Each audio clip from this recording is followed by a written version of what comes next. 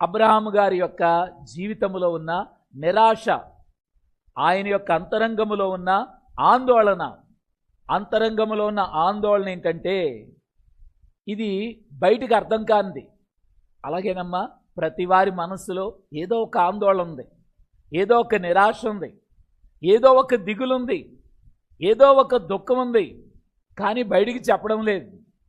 ఈ శిలువ ధ్యానములోకి ఎందుకు రావాలంటే అర్థము చేసుకునే దేవుడున్నాడు అనండం. ఎవరున్నారు?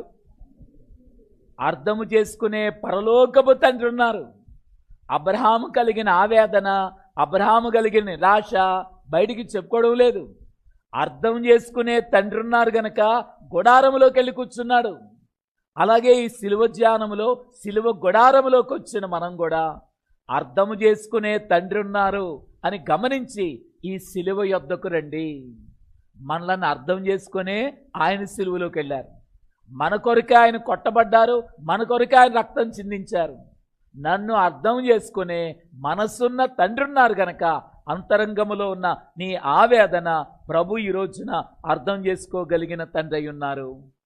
ఆయన నిన్ను అర్థం చేసుకోవడానికి, నిన్ను దర్శించడానికి, నిన్ను గుడారములో చూడాలని ఆయన ఆశపడుతున్నారు.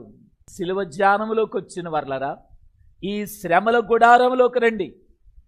ఎందుకు ఇన్నిసార్లు ఇలా చెప్తున్నానంటే, శ్రమల గుడారము నీ భార్య ఫలించు ద్రాక్షావళి వలె ఉండు, నీ పిల్లలు ఒలీవా మొక్కల వలె నీ బల్ల చుట్టూ ఉంటారని రాయించినట్లుగా ఫలించు ద్రాక్షావళి దేవుని గుడారమై ఉన్నది అనడం. ఫలించు ద్రాక్షావళి గనుక ఈ శిలువ ధ్యాన శ్రమ దినాలు నీ జీవితంలో ఏ విషయంలో అయితే నిరాశ కలిగి ఉన్నావో నిన్ను ఫలభరితులుగా చేసి గొప్పగా నిన్ను ఆశీర్వదించి ఫలింపజేసేటువంటి ఆ యొక్క శక్తి శిలువ ధ్యానములో ఉన్నది అని మనందరం కూడా గ్రహించవలసిన వారమై ఉన్నాం.